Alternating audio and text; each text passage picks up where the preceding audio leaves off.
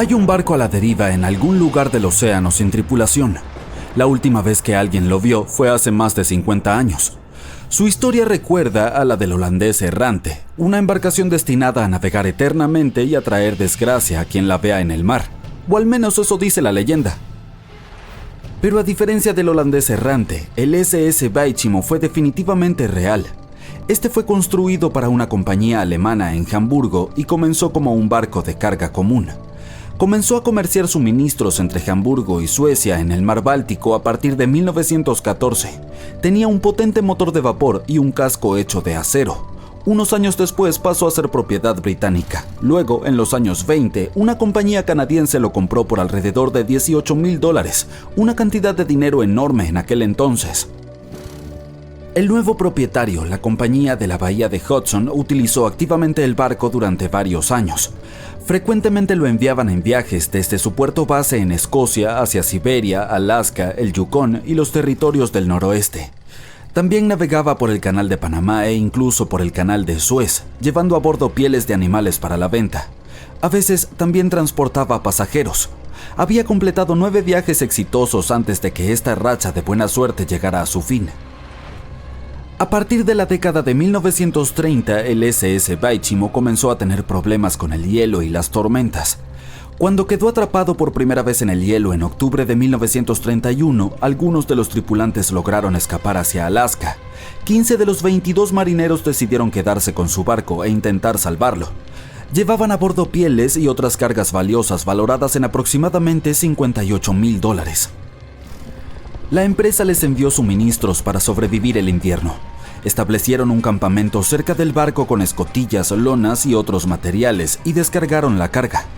A fines de noviembre, una ventisca azotó la zona y parecía que se había llevado el barco consigo.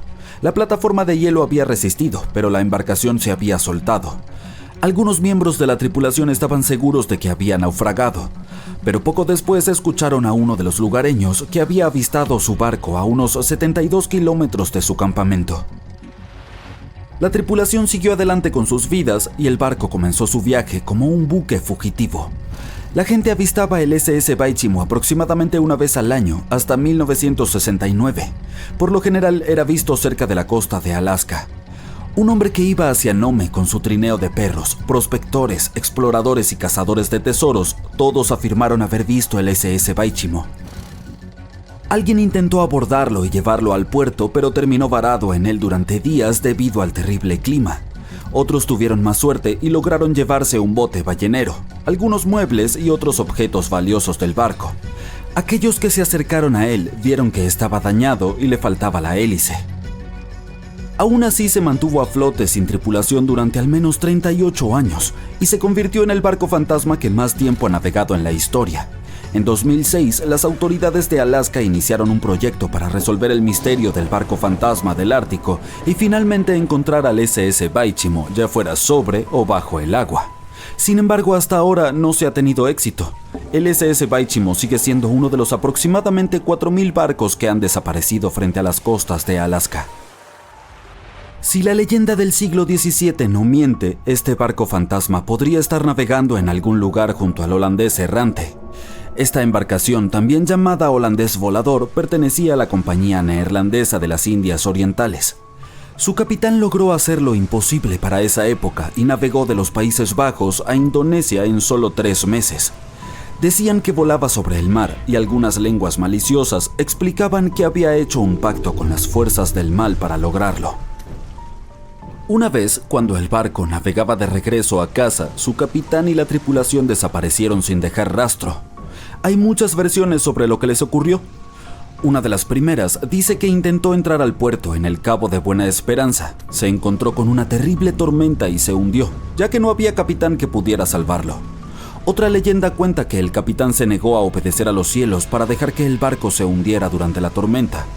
Entonces una espantosa forma luminosa golpeó la embarcación y a la tripulación, y desde entonces fue condenada a vagar eternamente sin descanso. Muchos marineros han afirmado haber avistado al holandés errante. El duque de York, quien se convertiría en rey de Inglaterra, mencionó haberlo visto en aguas australianas. Justo después de avistar el barco, el hombre que lo vio primero cayó desde lo alto de un mástil y no sobrevivió. Hubo más encuentros con este barco legendario hasta mediados del siglo XX. Las embarcaciones casi colisionaban con él cuando el holandés aparecía de la nada. Los científicos tienen una explicación más lógica para este misterio: la Fata Morgana, que no debe confundirse con Hakuna Matata, por cierto. Cuando estás en el mar en un día caluroso y el aire está todo ondulado, se siente como cuando miras la carretera en un día de verano abrasador. Eso se debe a algo llamado refracción atmosférica. Cuando la luz pasa a través de diferentes capas de aire con distintas temperaturas y densidades, se dobla y retuerce. A veces, bajo ciertas condiciones, esta flexión de la luz puede crear ilusiones ópticas realmente bizarras sobre el océano, como avistamientos del holandés volador. El fenómeno de la Fata Morgana puede hacer que los objetos distantes parezcan distorsionados, estirados o incluso elevados por encima del horizonte. Entonces puedes ver un barco a lo lejos, pero debido a la manera en que se dobla la luz, parecerá que está flotando sobre el agua o incluso desapareciendo y reapareciendo. La Fata Morgana se observa más comúnmente en las regiones polares, en especial sobre grandes extensiones de hielo que mantienen una temperatura baja uniforme. Sin embargo, puedes verla en cualquier lugar, incluso en desiertos y sobre lagos en días calurosos. Las primeras historias sobre barcos fantasma se remontan a la mitología griega y romana antigua. Uno de los barcos fantasma más famosos de la historia es el Mari Celeste. Este bergantín viajaba de Nueva York a Génova y estaba completamente abastecido de provisiones, pero no tenía tripulación cuando fue descubierto en el Océano Atlántico en 1872. Las pertenencias personales de la tripulación también estaban allí, completamente intactas. La última anotación en su bitácora se había hecho 10 días antes. Todavía no sabemos qué le sucedió a su tripulación, pero el barco ha inspirado muchas historias y leyendas escalofriantes. La Lady Lovibond fue otra goleta legendaria que se cree naufragó frente a la costa de Kent a mediados del siglo XVIII. La historia cuenta que el capitán del barco, Simon Reed, acababa de casarse, por lo que llevó a su esposa a bordo para un crucero de celebración a pesar de la superstición de que podría traer mala suerte. Estaban de camino a Portugal cuando el primer oficial, quien también estaba enamorado de la nueva esposa del capitán, enloqueció por celos. Atacó a otro miembro de la tripulación y luego tomó el timón y dirigió el barco directamente hacia los temidos bancos de arena de Goodwin. Nadie a bordo sobrevivió y se dice que el bergantín reaparece como un barco fantasma cada 50 años. En la actualidad, muchas embarcaciones son abandonadas de forma intencional y se convierten en barcos fantasma. Hay miles de ellas flotando en ríos, lagos, canales y aguas costeras de Estados Unidos. Algunas personas pierden sus barcos en tormentas y otros fenómenos meteorológicos extremos. Otras deben abandonarlos porque mantenerlos puede costar el 10% del precio de la embarcación. Además, el amarre de un barco puede sumar varios miles de dólares cada año. Muchas embarcaciones son construidas con fibra de vidrio, por lo que un propietario no puede simplemente reciclarlas como chatarra. Por lo tanto, cuando quieren deshacerse de ellas, a menudo las amarran a un muelle y se escabullen, las dejan flotando lejos de la costa o intentan hundirlas. Pero este es peligroso, por decirlo menos. Cuando los barcos fantasmas se hunden en aguas poco profundas, pueden causar daños a los arrecifes de coral, manglares, humedales, hábitats de ostras y zonas pantanosas. Además, pueden colisionar con embarcaciones regulares sin esperarlo y causar problemas reales. Así que no abandones tu barquito. Ya está dicho. Un arqueólogo portugués acaba de descubrir un montón de barcos hundidos llenos de oro, incluyendo un galeón español con 22 toneladas de oro y plata. Tanto oro hoy en día tiene un valor de unos 2.000 millones de dólares, y esta es la cantidad de un solo barco. El arqueólogo Alexandre Monteiro hizo este descubrimiento casi por accidente. Estaba estudiando algunos documentos cuando encontró información sobre un barco que desapareció en 1615 y decidió que quería encontrarlo. Después de muchos años, Alexandre no solo encontró esta embarcación específica. En realidad, descubrió 8.620 naufragios solo en las aguas de Portugal. De este número, 250 estaban llenos de oro, un descubrimiento que haría temblar a cualquier Jack Sparrow. La mayoría de estos barcos se hundieron por razones aburridas como el clima, pero a veces fueron destruidos en batallas que pueden haber sido épicas. Transportaban oro y otros tesoros del Nuevo Mundo hacia Europa y, por supuesto, todos querían su parte. Alexandre ha estado estudiando naufragios históricos durante 30 años, por lo que ha descubierto muchos barcos que se hundieron de maneras gloriosas.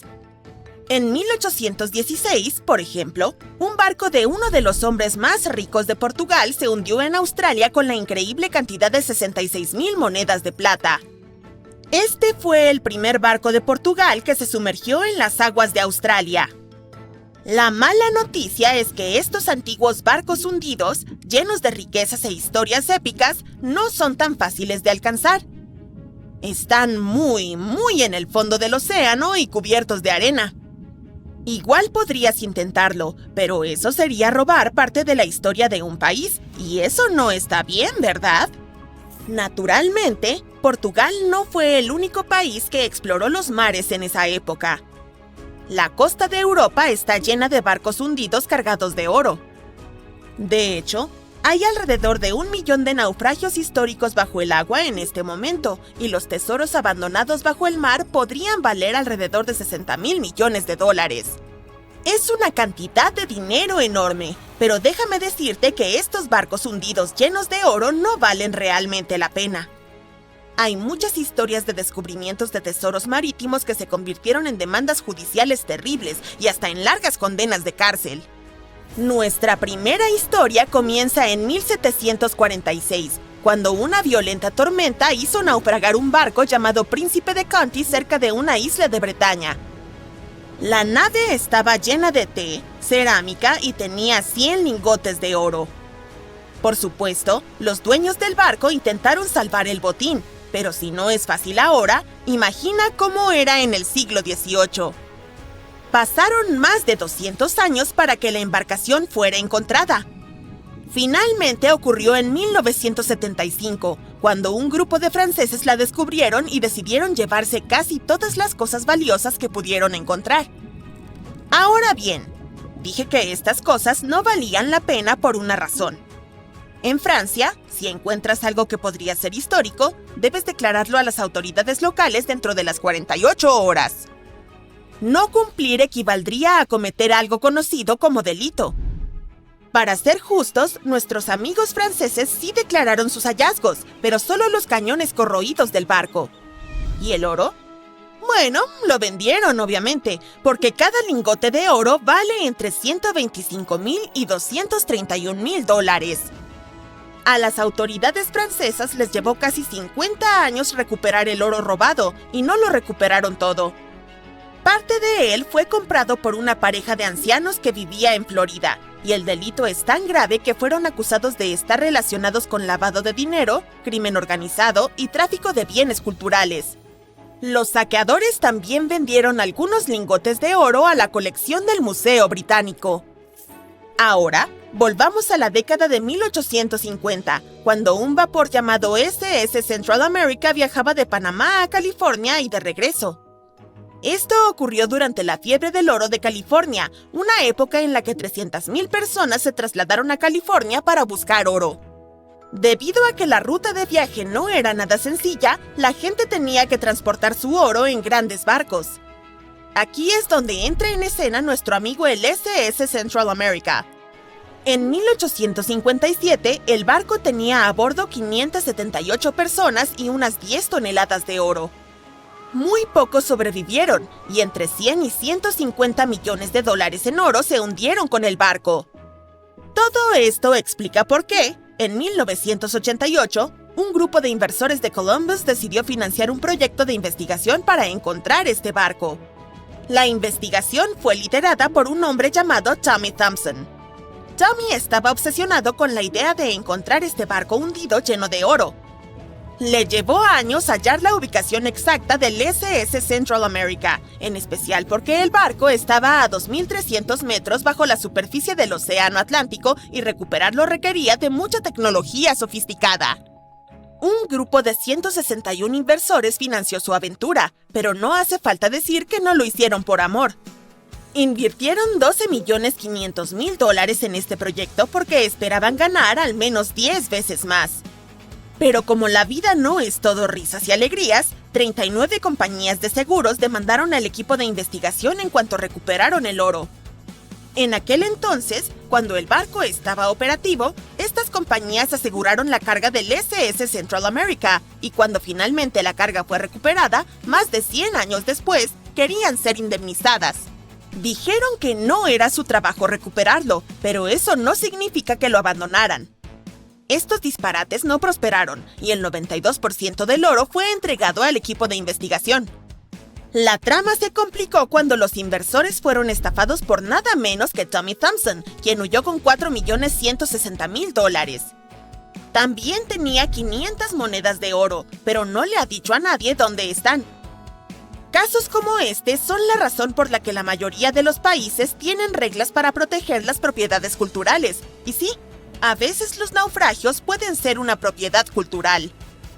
Obviamente, hay muchos descubrimientos de tesoros marítimos que ocurren sin violar ninguna ley. El SS City of Cairo, por ejemplo, era un vapor que se hundió en 1929 con 2.000 cajas de monedas de plata, con un peso de 122 toneladas. Una empresa llamada Deep Ocean Search recuperó las monedas de una profundidad de 5.200 metros, 1.400 metros más profundo que el Titanic. 34 millones de libras fueron al Tesoro del Reino Unido, y Deep Ocean Search también recibió una parte. La buena noticia es que algunas de las monedas pueden ser compradas por coleccionistas de manera legal. Pagar por un tesoro es tal vez lo más cercano que se puede estar de un hallazgo arqueológico submarino. Sé que todo lo que hice fue destruir tus sueños de piratería, pero aunque saquear naufragios llenos de oro puede ser un delito en la mayoría de los países o simplemente imposible para nosotros meros mortales, no todo está perdido. Hay unos 770 billones de dólares en oro en el fondo del océano, y no tiene dueño. Es como una mina de oro submarina, solo que el oro está en el agua. ¿Sabías que el agua del océano es salada, no? Bueno, el oro se mezcla con los minerales del agua, así que no es como si fueras a tropezar con una pepita de oro en la playa. Cada litro de agua de mar contiene 13.000 millonésimas de gramo de oro, y es muy difícil extraer esas diminutas partículas del agua. Pero eso no significa que no haya habido intentos, y, por supuesto, también ha habido engaños. En la década de 1890, un hombre afirmó haber inventado un aparato que extraía oro del agua de mar. Cuando consiguió suficiente dinero, huyó del país con el efectivo. Si realmente quieres obtener algo de oro, podrías intentar extraerlo del núcleo de la Tierra, que contiene 1,6 trillones de toneladas de oro. Hay 16 veces más oro en el núcleo de la Tierra que el que los humanos han extraído en toda la historia. No hay engaño aquí, ya que nadie se ha atrevido a llegar hasta allí todavía. Si los arqueólogos siguen descubriendo barcos hundidos llenos de oro por ahí, tal vez podamos hacer nuestros propios hallazgos de tesoros marítimos, o al menos ahorrar suficiente dinero para comprar algunas monedas de plata. Dicen que nada se pierde realmente. Y es cierto, descubramos algunos barcos congelados en el tiempo. El primero es más que fascinante. Se trata del naufragio de Anticitera. Es un barco comercial griego del siglo I a.C. Se encuentra en el lado este de la isla griega de Anticitera, en el punto de unión de los mares Egeo y Mediterráneo. Unos 2000 años después, en 1900, un grupo de buceadores griegos descubrió el naufragio. Se dirigían a Túnez, pero se vieron obligados a refugiarse de una tormenta en una isla cercana. Como no podían ir a ningún sitio, decidieron buscar esponjas hasta que el tiempo se calmara. Uno de los buzos halló el naufragio a una profundidad de unos 40 metros. Imagina que alguien va a buscar esponjas, pero que regresa a la superficie con tesoros arqueológicos. El capitán del barco habló con los funcionarios griegos y ellos enviaron 2 barcos a los restos. La operación de salvamento fue un éxito, y los descubrimientos se encuentran ahora en el Museo Arqueológico Nacional de Atenas. Entre los hallazgos se encuentran 3 caballos de mármol de tamaño natural, joyas, monedas y cientos de obras de arte, incluida una estatua colosal de Hércules de 2 metros de altura. Entre estos tesoros, el efebo de Anticitera, una estatua de bronce de un hombre joven, fue el que más llamó la atención, ya que no responde a ningún modelo iconográfico conocido, y no se conocen copias de su tipo. Sostenía un objeto esférico en la mano. Los estudiosos tienen diferentes teorías sobre quién podría ser esa persona, pero aún no hay consenso. Más de 70 años después, Jacques-Yves Cousteau y su equipo fueron a la zona y recuperaron cientos de artefactos más. así como los restos de 4 personas. También descubrieron un complejo conjunto de engranajes entrelazados, capaces de predecir el movimiento del Sol, la Luna y varios planetas. El mecanismo también puede indicar la hora de los eclipses solares y lunares con años de antelación. Piensa en este mecanismo de Anticitera como un primitivo calendario informático, ya sabes, para planificar eventos importantes como actividades agrícolas, rituales religiosos y los Juegos Olímpicos. Estos artefactos encontrados en los restos de Anticitera son algunos de los hallazgos más importantes de la arqueología moderna. El propio mecanismo de Anticitera ha cambiado nuestra percepción de los límites de la tecnología antigua. Tiene un diseño sofisticado y fue fabricado hace más de 1000 años. Incluso después de todos estos sorprendentes descubrimientos, los expertos creen que el lugar del naufragio permanece inexplorado en buena medida. Esto se debe principalmente a su ubicación y al paisaje del fondo marino sobre el que descansa el barco. El pecio es demasiado profundo para los buceadores, pero también demasiado poco profundo para usar algo como un sumergible. Un estudio realizado en el fondo marino en 2012 mostró evidencias de un segundo pecio a unos 250 metros al sur. Está claro que esta zona tiene mucho que ofrecer a la humanidad. ¿Qué habría pasado si esos recolectores de esponjas no hubieran viajado allí? Los científicos encontraron un barco naufragado en la Antártida, en el fondo del mar de Weddell, 107 años después de su hundimiento. El nombre del barco era Endurance, y era el barco perdido del explorador antártico Sir Ernest Shackleton. Los científicos que pusieron sus ojos en él décadas después dicen que se encuentra entre los mayores naufragios no recuperados de la historia, así que filmaron todo el descubrimiento. El video revela los restos del Endurance y demuestra que sigue en un estado extraordinario. Lleva más de un siglo sumergido a 3 kilómetros de profundidad, pero es como si se hubiera hundido hace muy poco. La historia es la siguiente. El barco fue aplastado por el hielo y se hundió en 1915. Shackleton y sus compañeros tuvieron que escapar en pequeños botes salvavidas. A partir de entonces, todo era cuestión de supervivencia. Shackleton logró poner a su tripulación a salvo, pero el barco se hundió. Sí, es una historia impresionante, aunque ¿por qué los científicos aprecian tanto este barco? En primer lugar, la expedición imperial transantártica de Shackleton navegó para realizar la primera travesía terrestre de la Antártida. Sí, la tripulación quedó atrapada en el hielo, pero la intención era importante. En segundo lugar, se trata del propio desafío de hallar el naufragio. El mar de Weddell está casi siempre cubierto por un grueso hielo marino, el mismo que hizo que el Endurance se hundiera. Acercarse al lugar del presunto hundimiento es súper difícil, y ni hablar de llevar a cabo la investigación. Los expertos del equipo de exposiciones modernas previeron el momento con la menor extensión del hielo marino antártico utilizando imágenes satelitales. Se dieron cuenta de que el clima estaba a su favor para iniciar una expedición. El Dr. John Shears dijo que han completado con éxito la búsqueda de naufragios más difícil del mundo luchando contra un hielo marino en constante cambio, ventiscas y temperaturas que descienden a menos 18 grados Celsius. Si estas condiciones son las favorables, no puedo imaginar las peores condiciones en la Antártida. Por último, mira esto, es madera. Está en muy buen estado y es posible leer el nombre del barco. Aún es visible. El arqueólogo marino Mensum Bond dice que este es el mejor naufragio de madera que ha descubierto. Tiene una carrera de 50 años, así que le creo. ¿Cómo es que la madera no está podrida? La doctora Michelle Taylor, bióloga de las profundidades polares, asegura que la madera se ha deteriorado poco porque los animales que comen madera no se encuentran en esta región libre de bosques de la Antártida. Los trabajadores de una mina de carbón en el este de Serbia descubrieron 3 naufragios que llevaban allí al menos 1300 años. El mayor de los naufragios es una antigua flota romana. Tiene unos 15 metros de largo y un fondo plano. Se calcula que el barco podía llevar una tripulación de 30 a 35 personas. Y observando el casco se pueden ver las marcas de las reparaciones. Vaya, tuvo una larga carrera. Nos ofrece un panorama de la vida hace más de 1000 años. Las 2 embarcaciones más pequeñas, por otro lado, coinciden con las descripciones de barcos utilizados por grupos eslavos para atacar la frontera romana. Han sido descubiertas debajo del lodo y la arcilla en el lecho de un antiguo río. Al parecer, en aquellos tiempos había una base romana en un lugar llamado Viminacium. Curiosamente, Viminacium era una capital de provincia con unos 40.000 habitantes en el siglo IV después de Cristo. A modo de comparación, era aún más grande que Pompeya. La mina de carbón de Kostolac es un centro de joyas ocultas. Los arqueólogos ya habían encontrado aquí pruebas de actividad humana y animal. Por ejemplo, en 2012 los expertos hallaron huesos de al menos 5 mamuts lanudos que se extinguieron hace unos 10.000 años. Unos arqueólogos han encontrado un barco 150 años después de su desaparición en las aguas del Ártico canadiense. Este buque mercante se llama HMS Investigator. Fue adquirido en 1848 para buscar el barco del explorador Sir John Franklin, que se perdió en la expedición del Paso del Noroeste. Así, el HMS Investigator partió de Gran Bretaña en 1850 para esta operación de rescate, dirigida por Robert McClure.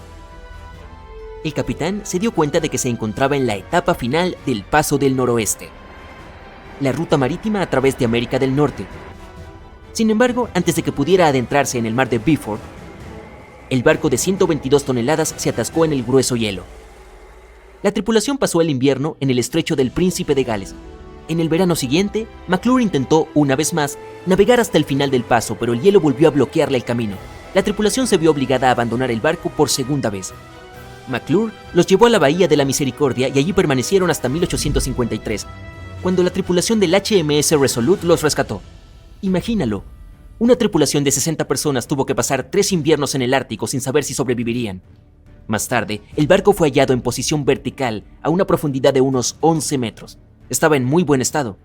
El agua del Ártico impidió que la cubierta exterior se deteriorara rápidamente. El contorno del barco y su madera pueden apreciarse sin problemas. Además, los arqueólogos han descubierto artefactos en tierra abandonados por los marineros. Habían descargado todo antes de abandonar el Investigator. También han descubierto 3 tumbas de marineros y un naufragio de la Marina Británica en la zona. Me pregunto qué más podrían encontrar allí. Si te pidiera que nombraras el naufragio más famoso de todos los tiempos, elegirías el Titanic, ¿verdad? El océano Atlántico, la esperanza de una nueva vida, desgarradoras historias de amor. Tenía todo para convertirse en un éxito en taquilla. Pero supongo que nunca has oído hablar del SS Princess Alice, que se hundió en las aguas residuales del río Támesis, llevándose consigo entre 600 y 700 vidas. La vida en el Londres victoriano del siglo XIX no era fácil, en especial para la clase trabajadora. Sin embargo, el transporte público asequible y los días festivos bancarios lo hacían un poco más llevadero. La gente podía escaparse a la costa en tren o en un barco de recreo, aunque solo fuera por un día. Sheerness, en la isla de Sheppey, Kent, comenzó como un fuerte bajo el reinado de Enrique VIII y luego se convirtió en un bullicioso pueblo con un astillero. Cuando inauguraron una estación de tren en 1863, se convirtió en un destino principal para excursionistas y veraneantes. Paseos marítimos, muelles encantadores y un montón de actividades divertidas junto al mar. Lo tenía todo. Un poco tierra adentro, a lo largo del río Támesis, se encontraban los jardines de Rusherville. Estos contaban con campos de tiro con arco, boleras, laberintos, lagos, senderos en acantilados e incluso un bazar floral. Además, había un aviario, una fosa para osos y el esqueleto de una ballena perdida que había tomado un rumbo equivocado. Los londinenses de finales del siglo XIX podían subirse a un tren o navegar por el Támesis en barco, y ambas opciones eran bastante populares. Pero el 3 de septiembre de 1878, muchas más personas de lo habitual optaron por el barco. Lo eligieron como primera opción después de que un tren de pasajeros colisionara con vagones de carga en Kent y se llevara la vida de 5 personas. El río les pareció una forma más segura de viajar. Una de las embarcaciones disponibles para el viaje era el SS Princess Alice. El barco de ruedas de paletas fue lanzado por primera vez en 1865 en la costa oeste de Escocia. Su nombre original era Bute y era utilizado como ferry por los pasajeros de la compañía de ferrocarriles de Wemyss Bay. Un par de años después, fue vendido y renombrado en honor a la tercera hija de la reina Victoria. Luego, fue vendido nuevamente y apodado el barco del Shah, cuando transportó al Shah de Persia por el Támesis hasta Greenwich en 1873. El barco había pasado por varias alteraciones en su vida útil. Recibió nuevas calderas y mamparos estancos. La Junta de Comercio lo había inspeccionado y lo había declarado seguro. En el año de su último viaje, se le permitió oficialmente transportar hasta 936 pasajeros entre Londres y Gravesend en aguas tranquilas. El día de la tragedia, el Princess Alice estaba en lo que se llamaba un viaje a la luz de la luna río abajo desde Swan Pier, cerca del puente de Londres, hasta Sheerness, Kent, y de regreso. El viaje no era costoso, por lo que la mayoría de los pasajeros eran de clase trabajadora. También había una banda musical a bordo para animar a los navegantes. El 3 de septiembre fue un día muy brillante y muchas familias estaban contentas de poder aprovechar los últimos rayos de sol del verano y disfrutar del aire fresco del mar. La entonces propietaria del barco, la London Steamboat Company, tenía varios buques en la ruta, por lo que los pasajeros podían subir y bajar libremente de las distintas embarcaciones. A eso de las 6:30 de la tarde, después de un hermoso día al aire libre, el SS Princess Alice se dirigió de regreso al muelle Swan. No se llevaban listas oficiales de pasajeros, por lo que nunca sabremos exactamente cuántas personas estaban a bordo esa noche. Pero se dice que la embarcación estaba cerca de su capacidad máxima. A medida que oscurecía y refrescaba, muchas familias decidieron quedarse dentro del salón o en sus camarotes abajo. Algunas historias suenan a destino. El capitán del Princess Alice permitió que su timonel se quedara en Gravesend y lo reemplazó con uno de los pasajeros. John Ayers era un marinero, pero tenía poca experiencia en el Támesis o con una embarcación como el Princess Alice. Alfred Thomas Merriman, un chef del este de Londres, había recibido la oferta de trabajar en el buque en el último momento. Tenía 30 años y era padre de 4 hijos, por lo que no podía rechazar dinero extra. Alrededor de las 7:40 de la noche, estaba de pie en la cubierta junto a la puerta del salón. Para ese momento, el Princess Alice había pasado Tripcock Point y entrado en Galleon's Reach. Los pasajeros podían ver el muelle de North Woolwich a lo lejos. Muchos de ellos planeaban desembarcar en esa parada. Y fue entonces cuando Merriman notó un gran barco cargado de carbón. Era el Bywell Castle. Este buque normalmente transportaba carbón a África, pero acababa de ser repintado en un dique seco. El Bywell Castle iba a Newcastle para recoger carbón y llevarlo a Alejandría, Egipto. El capitán del barco, Harrison, no estaba muy familiarizado con esas aguas, por lo que llamó a Christopher Dix, un experimentado piloto del río Támesis, para que le echara una mano, aunque no era necesario. El barco tenía una lujosa parte elevada bajo la cubierta, y Dix no podía ver bien lo que había delante de él. Así que tenían a un marinero de vigía. Al zarpar de Millwall a la velocidad de 5 nudos, o 9 kilómetros por hora, intentaron mantenerse en el centro del río, pero otras embarcaciones tenían otros planes. Cuando se acercaban a Galleon's Reach, Dix divisó la luz roja de estribor del Princess Alice, que se dirigía hacia ellos, pero planeaba pasar por el lado derecho. Al mismo tiempo, Grinstead, el capitán del Princess Alice, iba contra la corriente del río en un intento de encontrar aguas tranquilas en el lado sur. Ajustó su rumbo, dirigiéndose hacia la trayectoria de Bywell Castle. Ambas tripulaciones se dieron cuenta de que se dirigían a una colisión. Dix intentó evitarla y hasta ordenó máxima reversa en los motores, pero ya era demasiado tarde. El Bywell Castle colisionó de frente con el Princess Alice, que era mucho más pequeño y pesaba menos de un tercio de las 890 toneladas del carguero de carbón. Partió en dos el barco de pasajeros. Como Merriman recordó más tarde, las risas a bordo cambiaron de inmediato a gritos y pánico. Algunas personas corrieron al puente en busca de seguridad. Merriman se apresuró hacia el capitán y le preguntó qué hacer a continuación. La respuesta fue sombría. Nos hundimos rápido, hagan lo mejor que puedan. Los extremos del barco se elevaron por los aires y el centro simplemente se hundió, llevándose consigo a los pasajeros. Aquellos desafortunados que estaban bajo cubierta quedaron trágicamente atrapados. El impacto provocó que toneladas de aguas residuales sin tratar brotaran de las salidas cercanas al sitio de la colisión. El agua se convirtió en un revoltijo espumoso de desechos no procesados con un hedor horrible. Era lo suficientemente potente como para provocarles arcadas incluso a los marineros más resistentes. En medio del caos, los pasajeros lucharon por sus vidas en el agua contaminada. Inhalaron bocanadas de desechos peligrosos sin saberlo. La tripulación a bordo del Bywell Castle se puso en acción. Dejaron caer cuerdas desde su cubierta e instaron a los pasajeros del Princess Alice a subir a bordo. Todo lo que pudiera flotar, desde tablones hasta barriles, fue lanzado al agua para servir como dispositivo de flotación para aquellos que lo necesitaran. Otros miembros de su equipo lanzaron un bote salvavidas y rescataron a 14 personas. Barcos cercanos, amarrados a lo largo de las riberas del río, se unieron a la misión para recoger a sobrevivientes del agua. Muchos de los pasajeros del Princess Alice no sabían nadar, y era aún más complicado para las damas que llevaban vestidos largos y pesados. Merriman fue uno de los afortunados que sí tenía esta habilidad. Primero se sujetó a un trozo del naufragio y luego, cuando otros llegaron, se alejó a nado y se aferró a una cuerda que colgaba del costado del Bywell Castle. De esta manera lograron salvar a alrededor de 130 personas. Otro sobreviviente fue Robert Haynes, quien tocaba en la banda. Le gustaban los barcos y había notado el Bywell Castle un par de minutos antes de la colisión. Optó por no seguir al resto de la banda, que bajó para descansar, y eso le salvó la vida. El barco hermano del Princess Alice, el vapor Duque de Teck, llegó 10 minutos tarde para ayudar con los esfuerzos de rescate. Solo 2 personas que estaban debajo de la cubierta o en el salón lograron sobrevivir a la colisión.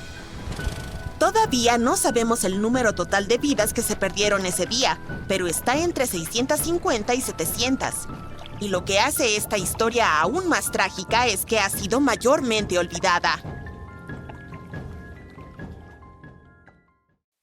A principios del siglo XX, en algún lugar de la costa de África Occidental, un buque de vapor alemán abandonaba el puerto. De repente, el tiempo empeoró. El barco entró en una espesa niebla y terminó encallado en un banco de arena cercano a la costa. Por suerte nadie resultó herido e incluso pudieron salvar su preciada carga, pero el barco quedó atrapado en la arena para siempre. Y no estaba solo. Casi toda la costa occidental de Namibia se llama Costa de los Esqueletos.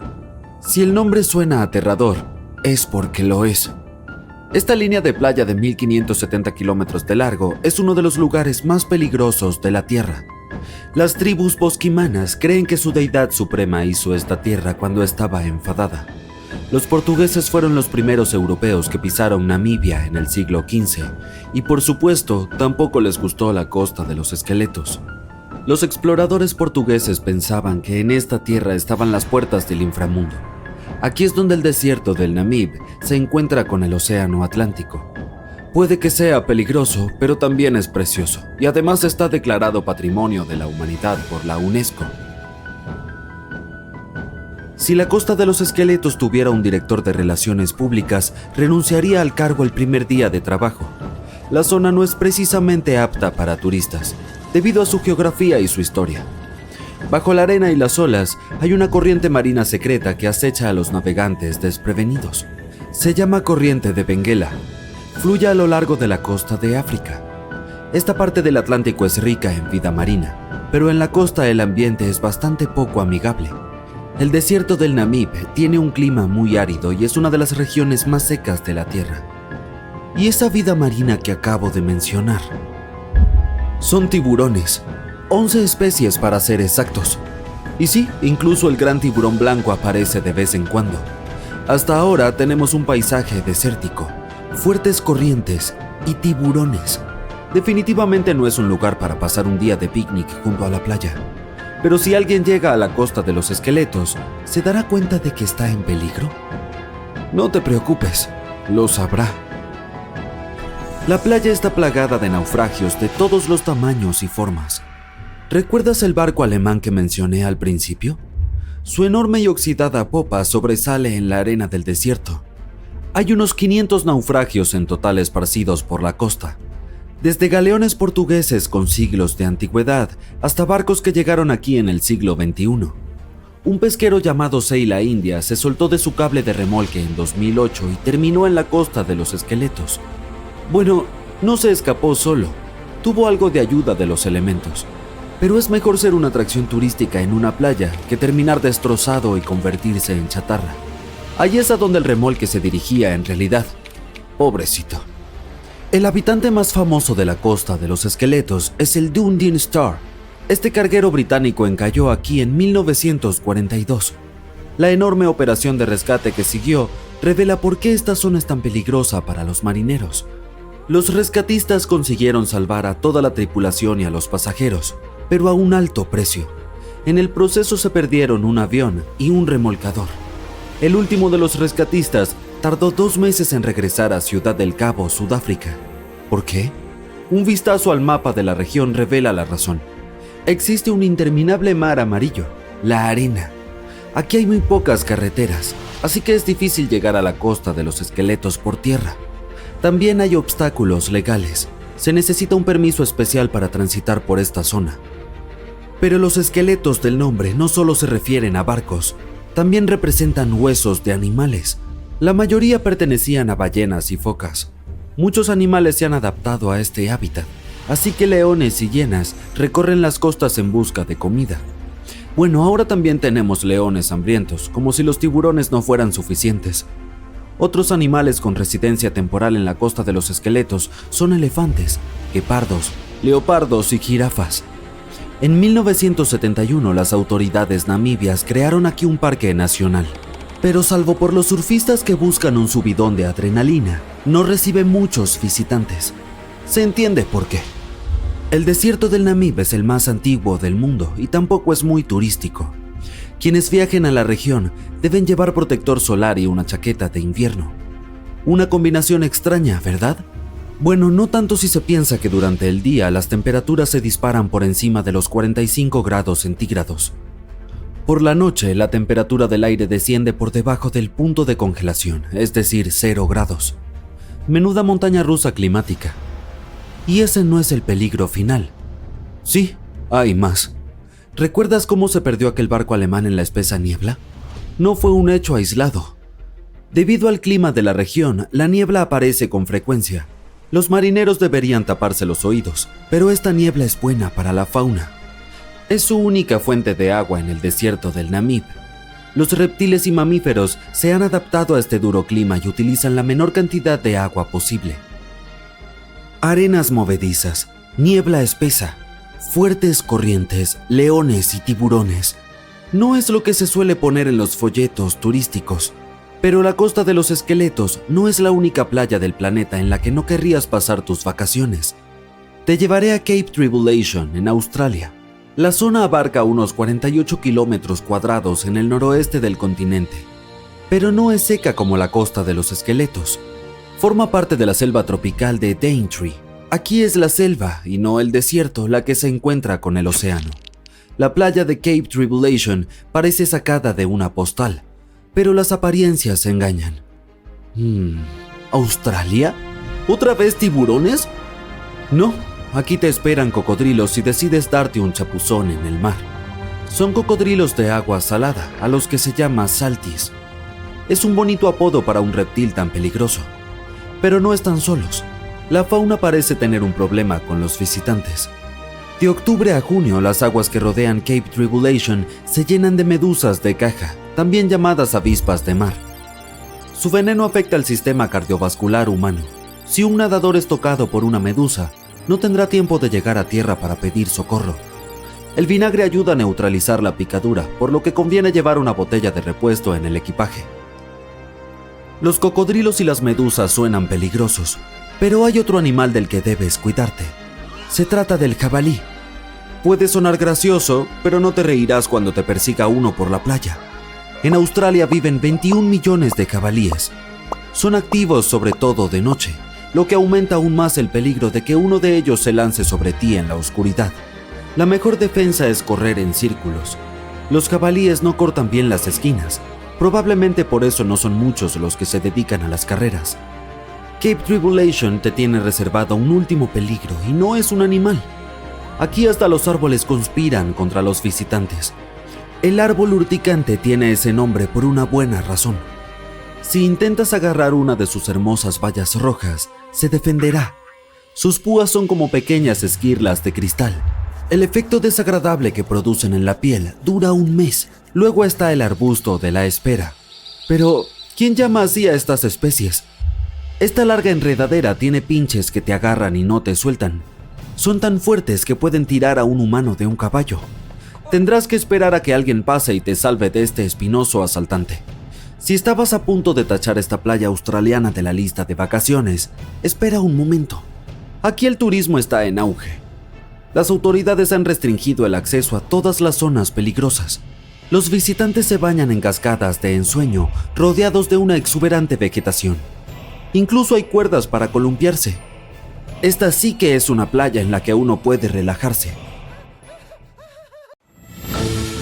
Como marinero experimentado y primer hombre en navegar sin escalas por su cuenta alrededor de Norteamérica y Sudamérica, Matt Rutherford ha visto muchas cosas durante sus travesías, pero sin duda se destaca lo que presenció en 2013 mientras navegaba por las aguas del Atlántico con su colega. A unos 1.300 kilómetros de la costa de las Bermudas, no muy lejos del famoso Triángulo de las Bermudas, observaron un barco que parecía moverse solo. Las velas no estaban izadas y el motor no funcionaba.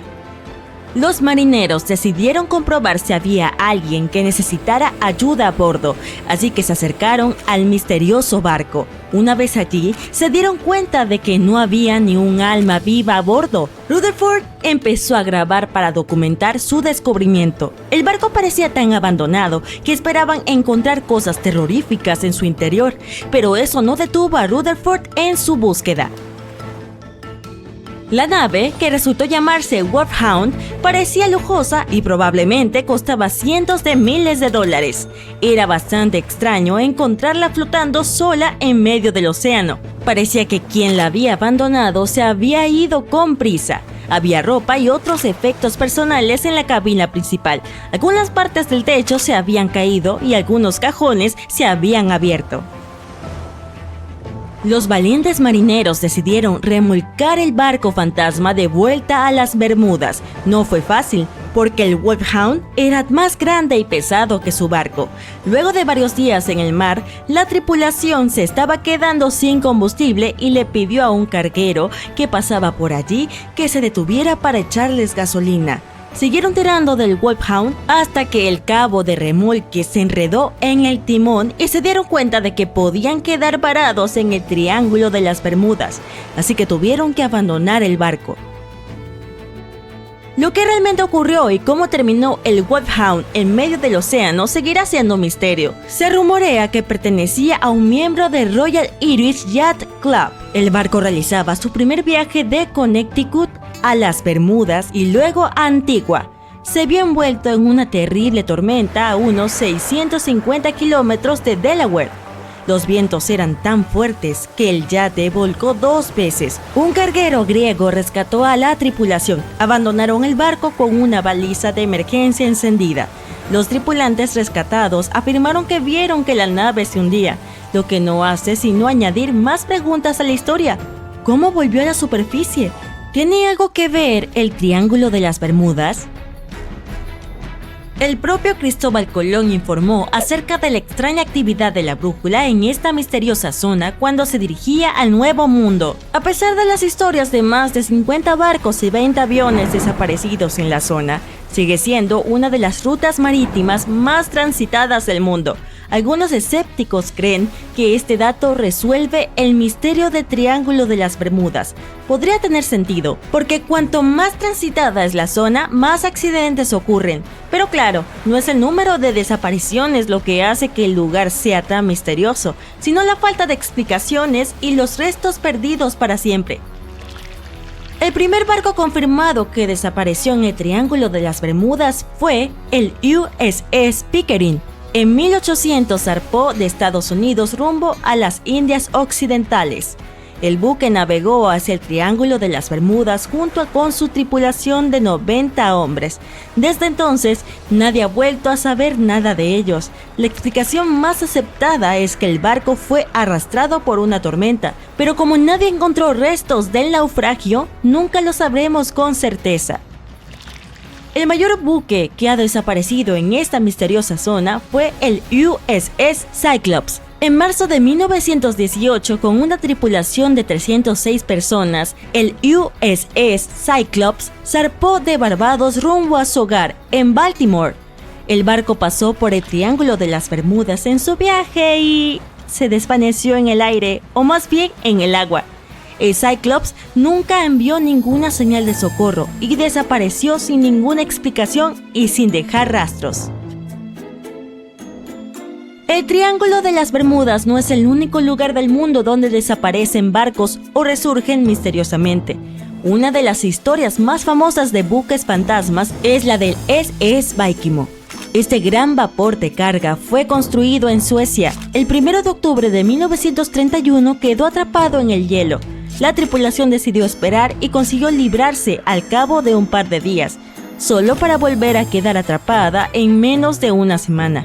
Esta vez no lograron salir. Un equipo de rescate acudió por aire para salvar a 22 de los miembros de la tripulación.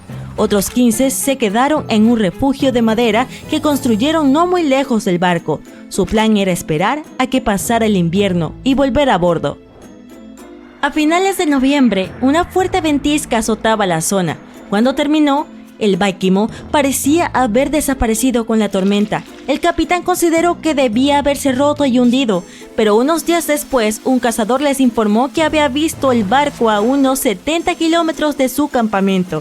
La tripulación consiguió encontrarlo y se llevó la carga más valiosa de su bodega.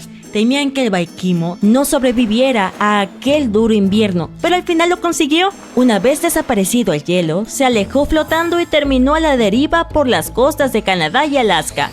Mucha gente dijo haber visto el barco fantasma en alta mar. Algunos incluso intentaron abordarlo para salvarlo, pero el tiempo no lo permitió. La última vez que alguien vio el SS Baikimo fue en 1969, 38 años después de que su tripulación lo abandonara. Todavía podría estar a la deriva en algún lugar del océano. La historia del MV Joyita ocurrió en el Pacífico Sur. Originalmente era un yate de lujo de madera. Tras prestar servicio durante 20 años a varios propietarios, se convirtió en un buque mercante. En 1955 emprendió un viaje comercial que debía durar unos 2 días.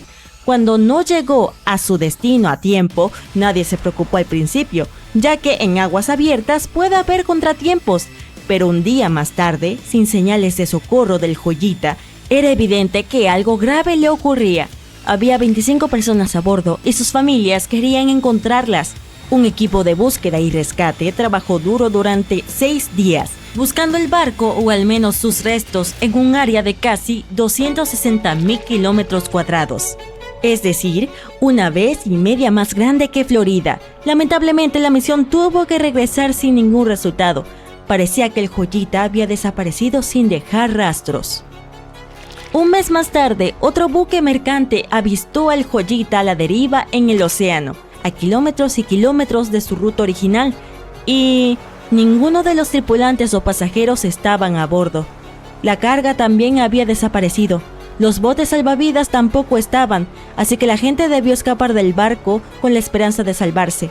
Resultó que la tripulación había estado intentando conseguir ayuda mientras sintonizaban la radio en el canal internacional de socorro, pero un cable dañado no les permitió enviar la señal a más de 3 kilómetros. Aparentemente, cuando abandonaban el barco, la tripulación se llevó el diario de viaje y aún no sabemos qué le pasó exactamente al Joyita. Los familiares de quienes iban a bordo siguen buscando respuestas. Un profesor afirma que debió ser una tubería corroída la que goteó e inundó el barco, pero lo más probable es que nunca lo sepamos con certeza. En el Océano Pacífico, cerca de Japón, hay una zona apodada el Mar del Diablo. Se cree que es uno de los 12 vórtices viles que rodean la Tierra. Algunas personas afirman que en los vórtices viles ocurren cosas extrañas porque la atracción de las ondas electromagnéticas del planeta es más fuerte allí que en cualquier otro lugar. El barco más famoso que desapareció en la zona fue un patrullero pesquero, el Kaio Maru número 5. En 1952, el buque se dirigió allí para investigar las naves que habían desaparecido anteriormente y se desvaneció junto con 31 tripulantes. Los científicos no creen que se trate de una desaparición misteriosa. Culpan a la erupción de un volcán submarino de lo ocurrido.